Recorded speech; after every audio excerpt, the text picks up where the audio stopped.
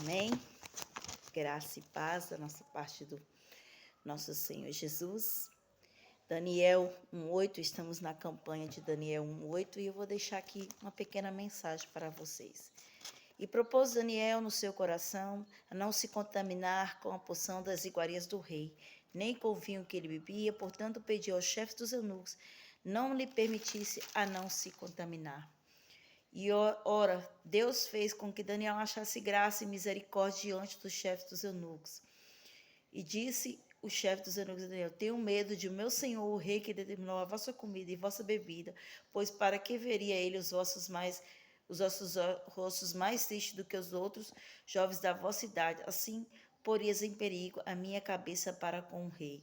Então disse Daniel ao dispenseiro: quem é o chefe dos eunucos havia constituído sobre Daniel, Ananias, Misael e Azarias? Experimenta, eu peço-te, os teus servos 10 dias, e que se nos deis legumes a comer e água a beber. 15. E aos fins dos 10 dias apareceram seus semblantes melhores, e eles estavam mais gordos de carne do que todos os jovens que comiam das iguarias da rei. Vimos, irmão, aqui em Daniel uma firmeza de propósito. Ou seja, ele decidiu em fazer algo diferenciado, sendo que Daniel e seu povo, eles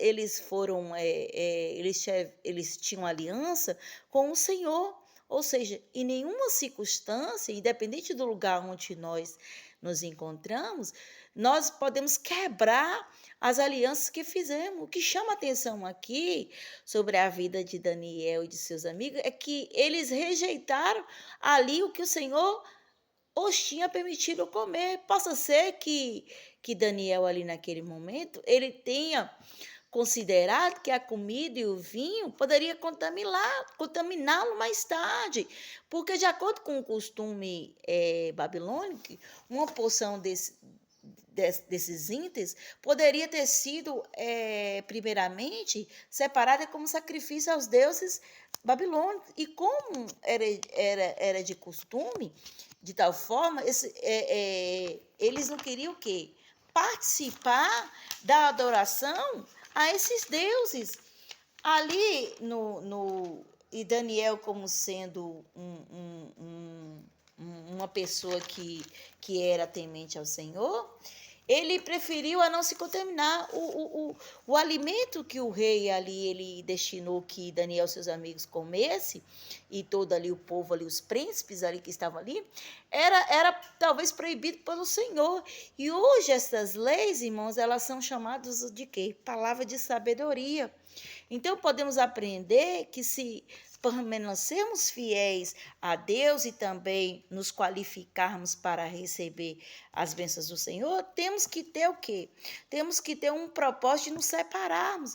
E Daniel, mesmo sendo tão jovem, e ele tinha consciência ali, ele tinha consciência. Ele era jovem, mas ele tinha consciência que talvez ele bebesse ou comesse ali, mais tarde ele não conseguiria parar ali com algo que talvez ele visse que estava o levando além ou até mesmo a pecar. Ali no ano 600 anos antes de Cristo, irmão, o povo de Israel, eles foi levado cativo para a Babilônia por um rei chamado Nabucodonosor, um rei terrível. E esse povo, irmão, ele só foi levado ali, meus queridos, porque foi assim, por parte do Senhor, foi o Deus que permitiu. Para que vocês possam entender, a Babilônia naquela época era considerado como hoje. New York era um maior centro de econômico, político e social, ou seja, era um lugar ali mais avançado, intelectual. E sendo lá que naquela época já tinha diversas culturas e diversos costumes, para entender ali onde Daniel e seus amigos foram levados.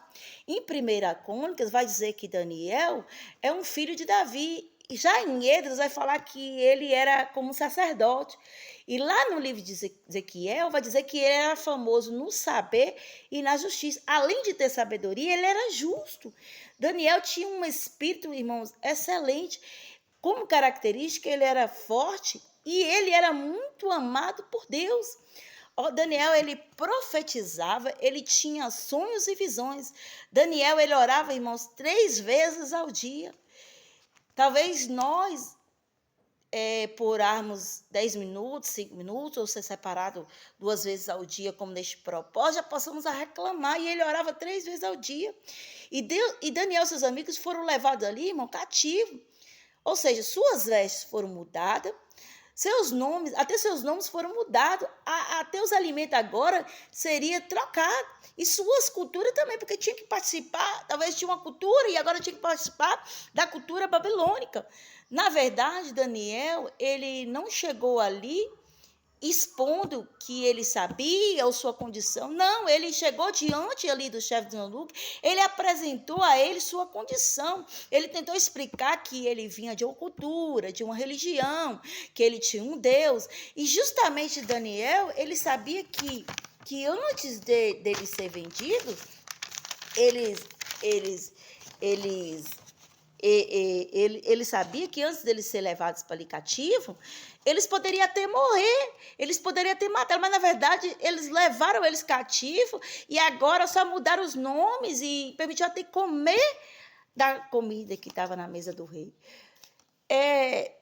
E ele sabia que esse povo, antes de se alimentar, eles sacrificavam esses alimentos a ídolos. Este povo, eles tinham costume, porque eles acreditavam assim, irmãos, que era uma forma deles agradecer aos seus deuses, apresentando os seus alimentos antes aos deuses que eles serviam, por algo que eles tinham ganhado, algum presente, alguma coisa assim. E Daniel, ele foi treinado, irmãos, em estreita temperança, sendo que os pagãos, eles comiam de qualquer alimento. É difícil ser moderado, irmãos, em meio ao mundo que nós vivemos, cheio de luxo, cheio de ofertas, em volta de tanta tecnologia, mas não é impossível. Daniel, ele se separou. Daniel, ele também orientou, ele não só pensou em si, mas ele orientou seus companheiros. É o que eu propus no meu coração, não só fazer para mim, mas orientar todos que estão aqui nessa campanha, para que possam também receber. E mesmo sendo Daniel diferente de mim, porque Daniel era jovem, ele agora, ele foi tentado ali, sendo tentado ao vinho, mas eles não quiseram. Daniel, cujo nome foi porque... Lá, irmão, antigamente, eles poderiam tomar vinho, diferente de hoje. Daniel, cujo nome foi mudado para Beltesazar, pelo chefe dos eunucos, este nome de Daniel foi mudado por quê? Eles mudaram o nome deles para cultura babilônica, ou seja, todos os nomes deles eram agora nomes em homenagem aos deuses babilônicos, ou seja, Daniel passou a ser Beltesazar, que o nome de Daniel tinha o significado de Deus é meu juiz. Agora estava sendo o quê? Estava homenageando ao Deus Bel. Ananias, que significava a graça de Jeová. E Misael, que quem é como nosso Deus. E Azarias, que o Senhor é a nossa ajuda. Ou seja, olha para você ver, Deus é meu juiz, ele é o nosso juiz. A graça de Jeová, ele é a nossa graça. Quem é como Deus? Ninguém, irmãos. E ele é a nossa ajuda. Olha os nomes que ele tinha e agora mudou os nomes dele. Por causa de muitas vezes, irmão, de uma falta de obediência, somos separados de Deus. Deus nos separa dele. Mas se nós obedecemos, Deus ele traz de novo nós para perto dele. Deus ele vai olhar para nós, irmão, de acordo com o propósito que você fizer, com simpatia, e nós vamos ser abençoados. Temos que ter uma mente cristã, temos que ter propósitos santos em todas as áreas da nossa vida, até mesmo para comer e beber, irmão, como diz o apóstolo Paulo, tem que ser para a glória de Deus.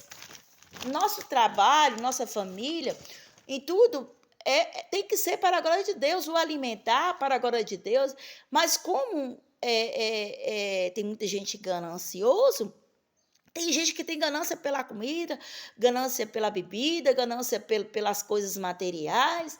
E Isso não agrada ao Senhor. A ganância, meus irmãos, da gula, ela vai satisfazer o nosso ego. Tem a ganância do eu, aquelas pessoas que só vive, eu faço, eu posso, eu acontece, se ama mais a si próprio do que as outras pessoas. Isso é pecado. Talvez a lei de Moisés ali não proibia eles comer, porque era permitido comer aves e peixes. Mas eles decidiram se separar, a dominar a si próprio. Eu acredito que Daniel olhou assim, pode ser que mais tarde eu não consiga me controlar. Começa a participar da mesa do rei, de repente vai ter coisas que o rei vai me oferecer e eu não vou poder dizer não. Vai ter cultura que eu vou ter que me ingressar na cultura deles e não vou poder dizer não, porque aceitei a primeira parte. Devemos, irmão, nos dominar para que mais tarde nós conseguimos nos afastar, né, de algo que talvez seja tão trivial, que ali no começo era trivial, mas tudo tem que ser para a glória de Deus. Pois existe a gula financeira, a gula do eu, a gula do eu posso, sim, eu posso todas as coisas. Sim, podemos todas as coisas no Senhor, mas tudo tem que ser para a glória do Senhor. É lícito que tudo que nós temos que glorificar o Senhor. Não devemos nos distrair com as coisas deste mundo. Em Jeremias 17:5 diz assim: maldito é o homem que confia no homem. Ou seja, nós não podemos confiar nem em nós mesmos, mas podemos sim confiar no Senhor. Se você colocou a sua vida nas mãos do Senhor, deixa que Ele vai te guiar, deixa que Ele vai fazer todas as coisas. Ele vai nos dar a sabedoria, o ensinamento por onde nós andamos. E observa que no 10º dia, eles tiveram a resposta. Os seus semblantes foram mais agradáveis do que todos os outros, ou seja, seus semblantes foram revigorados. Ou seja, você que entrou nessa campanha, você que está ouvindo essa oração, o seu semblante vai ser revigorado. Eu profetizo na sua saúde, eu profetizo na sua vida espiritual, financeira, sentimental, no seu autoestima para com Deus, na sua força, que a sua força venha a ser revigorada. Vamos orar, meu querido, que Deus possa alcançar você com essa palavra. Meu Deus, meu Pai, nesta hora, Senhor, eu venho colocar diante de Ti toda pessoa que está neste propósito, toda pessoa que está diante do Senhor, Pai, eu creio, Pai, que irá receber. Eu creio, Senhor, que elas irão, Senhor, da parte do Senhor, receber uma bênção e uma graça. Deus meu e Pai meu, Senhor Jesus, eu ministro a bênção e a graça do Senhor sobre essas vidas. Trabalha, Senhor, nas nossas vidas nessa hora. Age, papai, porque o Senhor é Deus. Pai amado e Pai querido, eu creio, Senhor. E é em nome do Senhor Jesus, ó Pai, que eu te peço, ó Pai, visita essas vidas, transforme e age, ó Pai, em nome de Jesus. Amém e amém.